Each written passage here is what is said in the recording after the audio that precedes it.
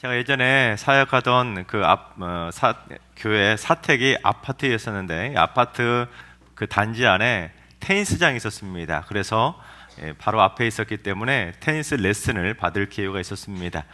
근데 레슨을 받으신 분은 혹시 아시겠지만 테니스 레슨 20분 정도밖에 받지 않습니다. 그래도 테니스 레슨 강도가 워낙 강하기 때문에 20분 받으면서도 엄청 힘듭니다. 그러다 보니까 물을 많이 마시게 됩니다. 그러다 보니까 자연스럽게 생리 현상 때문에 갑자기 화장실이 급해질 때가 있습니다.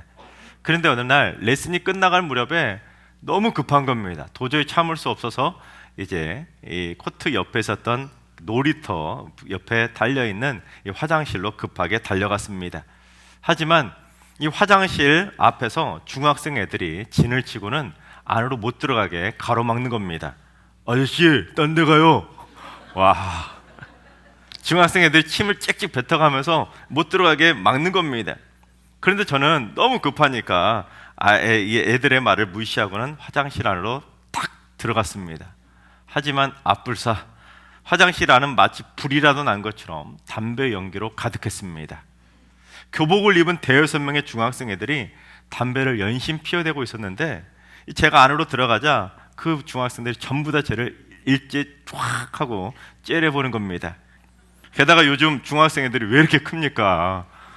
저보다 한두 명 빼고는 전부 다 저보다 큰 거예요. 그래서 애들한테 이랬습니다. 미안해 정말 미안해 하고는 급하게 화장실에서 도망쳐 나왔던 적이 있었습니다. 얼마나 굴욕적이었는지. 이 일이 바로 제 인생에서 가장 살떨렸던 만남이자 트라우마입니다. 트라우마. 그래서 저는 그 뒤로부터 담배 피는 사람이 제일 무섭습니다. 근데 요즘은 학생들은 물론 여자들도 길에서 대놓고 담배를 피더라고요. 와, 무서워요. 그래서 저는 길을 가다가 담배 피는 사람을 만나면 그날의 트라우마가 떠올라서 조용히 못 본 척 피해갑니다. 또 갑자기 눈이 마주치면 아저씨 뭘 봐요? 이럴까봐 눈도 못 마주치고 그냥 지나갑니다. 여러분, 우리가 삶을 살아가면서 다양한 사람들을 만나고 살아가지 않습니까? 그런데 그처럼 때로는 나를 두렵게 하고 살 떨리게 만드는 피하고 싶은 만남이 있지 않습니까?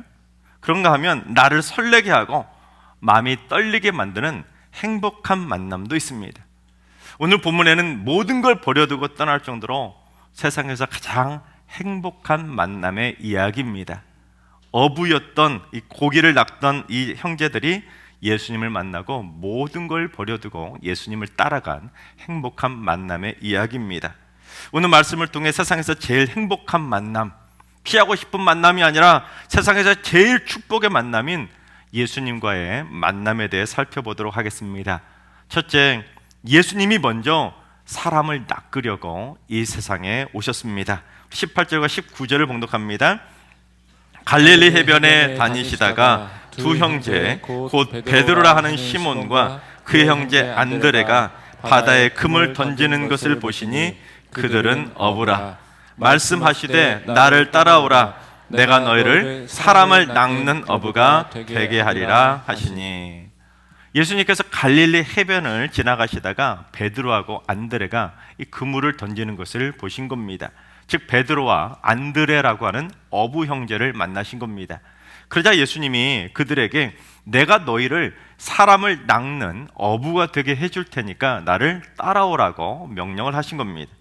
그러자 우리는 이 제자들이 사람을 낚는 어부가 되었다, 이것에 주목하지 않습니까? 그래서 우리도 서로 사람을 낚는 어부가 됩시다, 그걸 생각하는데 그러다 우리가 놓치는 것이 있습니다. 사실은 예수님이 먼저 어부들을 찾아오셔서 그들을 낚으셨다는 사실입니다. 우리 한글 성경에는 이 낚다라는 표현이 나오지만 헬라어 원문에는 이 낚는다는 표현이 뜻하는 단어가 없습니다. 그리고 한글 성경은 사람도 단수로만 번역을 했지만 헬라어 원문에는 복수형 목적격으로 사용이 되었습니다. 그래서 헬라어 원문을 그대로 살려서 직역하면 이런 뜻입니다. 사람들을 위한 어부가 되게 해주겠다는 그런 뜻입니다. 그렇다면 무엇을 위한 어부겠습니까? 내가 너희를 물고기나 잡는 어부가 아니라 사람들을 구원하기 위한 어부, 즉 천국의 어부가 되게 해줄 테니까 나를 따라오라고 하신 것입니다. 그러니까 예수님이 먼저 사람들을 구원하기 위해서, 사람을 낚는 어부가 되기 위해서 이 땅에 내려오셨고, 이 세상의 수많은 사람들 중에 특별히 갈릴리 호수에서 그물을 던지고 있었던 형제인 베드로와 안드레 형제를 최초로 낚아 주신 것입니다. 그러니까 그들은 최초로 예수님을 직접 만나서 예수님에게 낚여서 구원의 선물을 받게 된 세상에서 가장 행복한 형제였던 것입니다. 그리고 예수님은 이 베드로와 안드레를 낚으신 다음에 또 어떻게 하셨는지 우리 21절을 봉독해 보겠습니다. 거기서 더 가시다가 다른 두 형제 곧 세베대의 아들 야고보와 그의 형제 요한이 그의 아버지 세베대와 함께 배에서 그물 깁는 것을 보시고 부르시니, 예수님이 거기서 조금 더 가시다가 이번에는 그물을 던지는 것이 아니라 그물을 깁고 있는 야고보와 요한 형제를 만나신 겁니다. 그래서 그들도 똑같이 너희를 사람을 낚는 어부가 되게 해줄 테니까 나를 따라오라고 그들도 낚으신 겁니다. 그뿐 아니라 예수님은 계속해서 공생애 내내 두루두루 돌아다니면서 수많은 사람들을 사람을 낚는 천국의 어부로 낚으셨습니다. 그렇습니다. 예수님은 이 세상 모든 사람들을 구원하기 위해서 이 땅에 사람의 몸을 입고 사람을 낚는 천국의 어부로 이 땅에 오셨습니다. 그래서 최초로 베드로와 안드레가 예수님에게 낚였고, 그 다음에 야고보와 요한이 예수님에게 낚였고, 그리고 많은 제자들과 사람들이 예수님에게 낚였습니다. 그리고 바로 오늘날 저도 예수님에게 낚였고 여러분도 예수님에게 낚여서 우리 모두 구원의 선물을 받게 된 줄로 믿습니다. 우리 옆 사람에게 이렇게 인사할까요? 예수님에게 낚이신 걸 축하합니다. 그렇습니다. 내가 예수님에게 낚였다는 것은 세계에서 가장 축하받을 축복의 일인 것입니다. 왜냐하면 예수님에게 낚여야, 예수님을 만나야 구원의 선물을 받고 영생의 선물을 받을 수 있기에 세상에서 가장 축복의 만남이 바로 예수님을 만나는 것입니다. 그래서 둘째, 예수님은 우리도 사람을 낚는 어부가 되기를 원하신 것입니다. 우리 19절을 다시 봉독해 보겠습니다. 말씀하시되 나를 따라오라, 내가 너희를 사람을 낚는 어부가 되게 하리라 하시니. 이 말은 내가 너희들도 나처럼 사람을 낚는 어부가 되게 해줄 테니까 나를 따라오라는 겁니다. 즉 내가 너희를 구원하기 위해서 너희들을 낚아준 것처럼 너희들도 사람을 낚는 천국의 어부가 되어서 나처럼 두루두루 돌아다니면서 복음을 전하고 그들을 구원의 백성으로 낚으라는 것입니다. 그렇다면 여러분, 예수님은 하필이면 왜 수많은 비유들 중에 사람을 낚는, 그러니까 물고기를 낚는 것처럼 구원을 비유하셨을까요?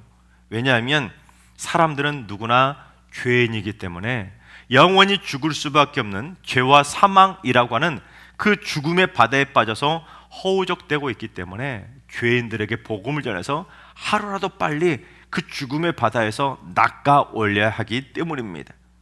그런데 물고기는 작은 물고기만 잡히는 것이 아니라 큰 물고기도 잡히지 않습니까? 그물을 던지면 때로는 멸치처럼 작은 물고기만 낚이는 것이 아니라 고래처럼 큰 물고기도 그물에 낚여 올라올 때가 있습니다. 실제로 뉴스를 보다 보면 사람까지 공격하는 난폭한 상어도 잡힐 때가 있고 때로는 고래도 그물에 걸려 올라올 때가 있지 않습니까? 마찬가지로 사람의 죄도 다 다양합니다.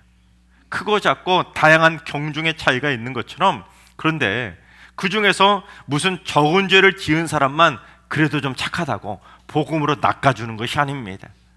죄가 크든 작든, 심지어 아무리 난폭한 상어 같은 죄인이라 할지라도, 심지어 거대한 고래처럼 엄청난 죄를 지은 사람이라 할지라도 한순간에 그 모든 죄인이 복음으로 낚이는 날이 있는 것입니다.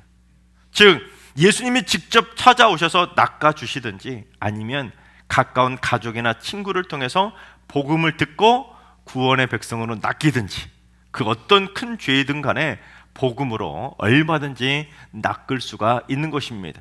자, 그렇다면 그처럼 이 세상 어떤 죄인이든 간에 복음으로 다 낚을 수가 있다면 여러분, 누가 가장 먼저 우리가 낚아야 될 대상이 되겠습니까? 그건 바로 가장 가까운 가족이 우리가 낚아야 될 1순위라는 것입니다. 가장 가까운 가족부터 빨리 낚아야 되는 것입니다. 여러분, 시간이 없습니다. 우리 찬양대가 나팔 불 때, 천국에서 나팔 불 때 우리의 이름이 울려 퍼지기를 간절하게 찬송을 불렀던 것처럼, 여러분, 주님 다시 오시는 그날 또한 우리가 죽음의 문턱을 넘는 날은 멀지 않았습니다. 그러니 우리 부모님들도 시간이 얼마 남지 않았습니다. 사랑하는 우리 부모님과 가족들에게 빨리 복음을 전해서 그들도 죽음의 바다에서 빨리 낚아 올려야 온 가족이 천국 잔치에 함께 참여할 수가 있게 되는 것입니다.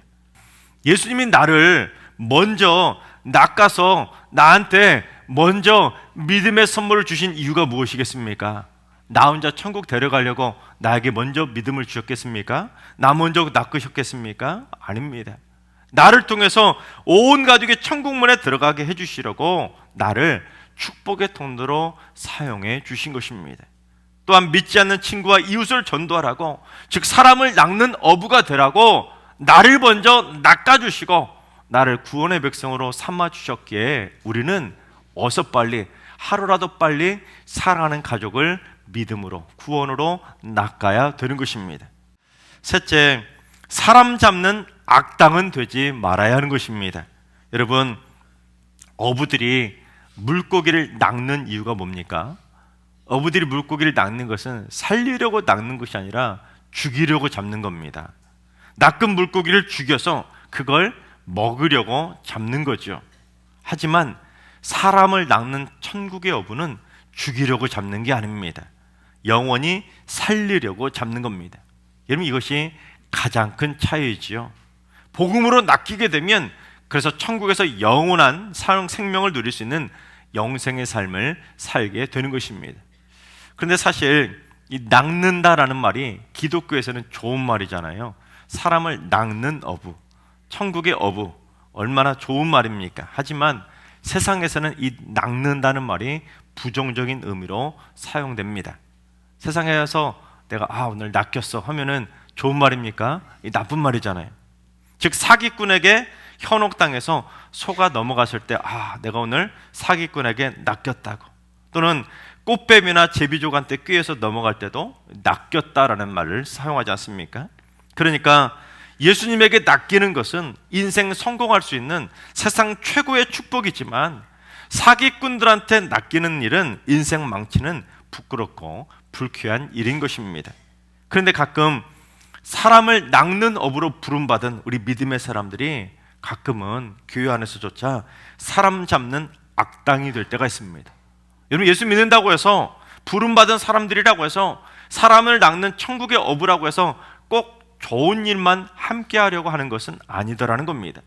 때로는 거짓말로 헛소문을 퍼뜨려서 멀쩡한 생사람을 잡을 때도 있고, 또한 교회 다니면서 같이 술 마시러 가자고, 같이 도박하러 가자고, 같이 담배 피러 가자고, 같이 룸살롱 가자고, 같이 마약이나 하러 가자고 멀쩡한 믿음의 사람들을 낚아서 사람 잡는 악당이 될 때가 있는 것입니다. 여러분, 따라해 볼까요? 사람 잡지 말자. 그렇습니다. 잡지 마세요, 제발. 여러분, 멀쩡한 사람 잡지 마시고 복음으로만 사람을 기쁨으로 낚게 되시기를 주님의 이름으로 축원합니다. 넷째, 사람을 낚는 어부가 되려면 예수님께 올인해야 하는 것입니다. 예수님이 제자들을 사람을 낚는 어부로 낚으시자 제자들이 어떻게 했는지 20절과 22절 말씀을 봉독해 보겠습니다. 그들이 곧 그물을 버려두고 예수를 따르니라. 그들이 곧 배와 아버지를 버려두고 예수를 따르니라. 예수님에게 낚인 제자들은 어떻게 해요? 곧바로 곧 그물과 배를 버려두고 심지어 부모까지 곧바로 버려두고 전부 다 버리고 예수님을 곧바로 따라간 겁니다. 주님의 부르심에 파격적으로 순종하고 헌신한 것이죠. 어떠한 토도 달지 않았고 조금의 주저함도 없었고 조금의 미련도 없이 즉시 버려두고 예수님을 곧바로 따른 것입니다. 게다가 오늘 본문을 보면 예수님이 배를 버리라고 명령하셨습니까? 부모 버리라고 하셨습니까? 아니죠.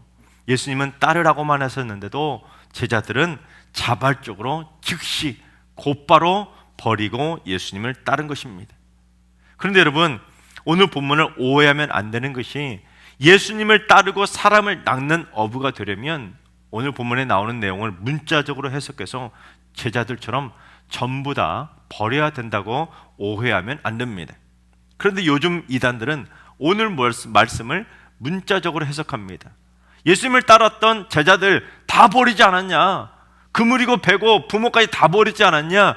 그러니 너희들 온전히 예수님을 따르려면 다 버려야 된다고는 직장도 버리고 가족도 버리고 전부 다 버려야 된다면서 가출을 시켜서 집단으로 합숙을 시키는 경우들이 많이 있습니다. 그러나 오늘 말씀은 문자적으로 그처럼 가족이고 재산이고 다 버려야 된다는 것을 말씀하는 것이 아닙니다. 여러분, 실제로 베드로가 어떻게 했습니까? 베드로가 예수님을 지금 그물과 배를 버려두고 즉시 따라갔는데도 장모님이 열병을 앓고 누웠을 때 어떻게 했지요? 모른 척 버렸습니까? 아니잖아요. 장모가 열병을 앓고 누웠을 때 예수님을 모시고 직접 집으로 가서 이 장모의 병을 고쳐드릴 정도로 베드로는 가져가고 담 쌓고 지낸 것이 아닙니다. 즉 본문의 의도는 우리도 예수님을 따르려면 잘못된 생각을 버릴 줄 알아야 된다는 것입니다.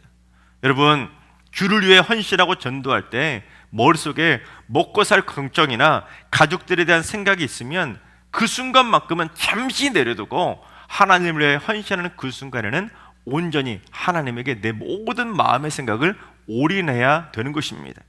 예를 들면 오늘 찬양대가 너무 귀한 찬양을 불러주셨는데 우리 찬양대는 어떤 자리입니까? 하나님을 송축하는 귀한 자리잖아요. 하나님만 생각하고 천국 찬양대라는 마음을 가지고 기쁜 마음으로 전심으로 하나님을 찬송해야 되는 영적인 자부심을 갖는 자리가 바로 찬양대잖아요. 그런데 찬양하면서 머릿속으로는 회사 걱정, 가게 걱정, 직장 스트레스, 부모 가족 걱정, 내가 집을 나올 때 문을 잠갔나, 가스 밸브를 잠갔나, 머릿속으로 그런 엄한 딴 생각을 하면서 입술로만 하나님을 찬송하면 그거는 온전한 헌신이 아니라는 것입니다. 주님께 올인하고 주님께 모든 생각을 집중해서 하나님을 전심으로 찬양해야 되는 것입니다. 마찬가지입니다. 내가 지금 주님을 따르고 주님을 위한 헌신과 봉사의 자리에 있다면 그때만큼은 쓸데없는 생각 다 버리고 내 마음과 생각을 전심으로 주님께 온전히 올인할 때 그가 바로 사람을 낚는 천국의 업으로 온전히 쓰임받을 수가 있는 것입니다. 이런 목회자나 선교사는 그 올인의 영역이 남들보다 상대적으로 커져가는 존재입니다. 그렇다고 해서 모든 가족들 다 버리라는 것이 아닙니다. 내팽개치라는 말이 아닙니다. 또한 주님은 모든 성도들이 전부 다 목회자나 선교사가 되기를 원하시는 것도 아닙니다. 삶 속에서도 얼마든지 우선순위를 두고 주님께 모든 걸 올인하는 제자가 되기를 원하신 것입니다. 단 시간이 가면 갈수록 주님께 올인하는 시간과 노력이 점점 많아져야 되는 것입니다. 내가 예수 믿기 시작했을 때만큼은 내가 주님께 올인하는 영역이 이 정도밖에 안 되겠죠. 그러나 시간이 가면 갈수록 좁아지는 것이 아니라 오히려 점점 주님께 올인하는 시간도 넓어지고 우리의 노력도 넓어지고 점점 우리가 주님께 올인하는 시간을 많아져야 되는 것입니다. 그런데 여러분, 우리가 주님께 올인하기 위해서 우리가 반드시 버려야 되고 또한 가장 많이 버려야 될 것이 무엇이겠습니까? 그건 바로 죄입니다. 죄. 여러분, 머릿속에 죄악된 생각이 많으면 절대로 주님께 올인하고 집중할 수가 없습니다.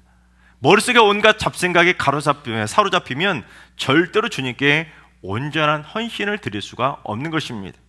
독일에서 미국으로 이민을 왔던 한 가정이 미국에 도착했으니까 독일 이름 말고 미국식 영어 이름을 가져야 되지 않겠습니까? 그래서 이 가정의 아버지가 무슨 이름을 성으로 정하게 되었냐면 썬데이로 그 가정의 성을 정하게 됩니다. 썬데이가 뭡니까?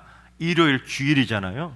즉 그 가정은 우리 가족은 주일 성수를 잘하는 썬데이, 즉 믿음의 가문이 되겠다, 그런 다짐을 하고는 그 가정의 첫 번째 정하게 된 가족 이름을 바로 썬데이라고 지었습니다. 그런데 막내 아들이 태어나고 5주 후에 남북 전쟁에 참전했던 이 아버지가 그만 전쟁터에서 폐렴에 걸리는 바람에 전쟁터에서 사망하게 됩니다. 그러자 어머니가 얼마 후 재혼을 했지만 너무 가난하니까 새 아버지가 가족들을 버리고 도망치게 됩니다. 결국 막내 아들이 10살이 되었을 때 가정 형편이 어려워지자 어머니가 더 이상 못 버티고 막내 아들하고 형을 보육원으로 보내버리게 됩니다. 막내 아들 썬데이는 그 바람에 부모의 사랑을 전혀 받지 못하고 외롭게 자라게 됩니다. 그런데 이 막내 아들 썬데이가 보육원에서 야구에 천부적인 재능이 있다는 것을 발견하고는 열심히 야구 선수가 되기 위해서 노력하게 됩니다. 그리고 결국 메이저리그 선수가 돼서 유명한 도루왕이 됩니다. 그러다가 선수들하고 주일에 휴일이잖아요. 주일에 이제 시합이 없으니까 주일에 친구들하고 같은 팀 멤버들하고 길을 가다가 길 모퉁이에서 노숙자 전도팀이 하는 이 전도 집회에 우연히 들러서 그 말씀을 듣게 됩니다. 바로 그 순간 예수님을 인격적으로 만나고 진정한 회심을 경험하게 됩니다. 예수님에게 제대로 낚이게 된 것입니다. 그런데 바로 그때 어렸을 때 이 보육원 목사님이 해주셨던 말씀이 생각이 나더랍니다. 어떤 말씀이냐면 매일 15분씩 말씀을 들어라. 매일 15분씩 하나님과 이야기해라. 매일 15분씩 하나님에 대해 이야기해라. 매일 15분씩 희생적인 사랑의 행동을 보여라. 그러면 너는 훌륭한 하나님의 종이 될 것이란다. 그 말씀이 떠오르자 이 회심을 하게 된 썬데이가 그때부터 자기 이름처럼 하루하루를 썬데이 주일처럼 지내기 시작했다고 합니다. 매일 15분씩 성경 읽고 매일 15분씩 기도하고 매일 15분씩 전도하고 매일 15분씩 사랑을 실천하는 삶을 살게 된 겁니다. 그렇게 주를 위해 하루에 1시간씩은 온전히 올인하게 된 것입니다. 그러다 보니까 이 올인하는 시간이 점점 늘어나게 되더랍니다. 그러다가 어느 날 그의 인생을 바꾸는 계약을 하게 됩니다. 당시 3,500불의 메이저리그 연봉 계약을 거절하고 불과 월급 83달러를 받고 YMCA 계약직 계약을 하게 된 겁니다. 요즘으로 말하면 3억 5천 연봉을 거절하고 월 83만 원을 받겠다고 YMCA 계약직으로 계약을 하게 된 겁니다. 그런데 그가 계약했던 계약직 임무가 뭔지 아십니까? 업무가 뭐냐면 전도였습니다. 그가 YMCA에서 맡았던 일은 병원 전도와 자살 상담 그리고 술집에 가는 사람들에게 전도 집회로 초청하는 것이 바로 그가 맡았던 임무입니다. 그리고는 3년 정도 그 임무를 하다가 결국 부흥사로 성장하게 되어서 활발한 활동을 하게 되며 전 세계에서 무려 1억 명의 사람들에게 복음을 전하는 20세기 세계 최고의 사람을 낚는 어부가 됩니다. 그가 바로 20세기 위대한 복음 전도자였던 빌리 썬데이입니다. 하나님께서 사랑하시는 여러분, 예수님에게 낚여서 영생의 선물을 받게 되신 것을 진심으로 축하드립니다. 이제 우리 모두 사람 잡는 악당만큼은 절대로 되지 마시고 또한 살아가면서 일평생 사람 잡는 사기꾼도 절대로 만나지 않게 되시기 바랍니다. 오직 우리 모두 예수님처럼 사람 낚는 어부만 천국의 어부가 되셔서 행복한 축복의 만남들을 많이 만들어 가시기 바랍니다.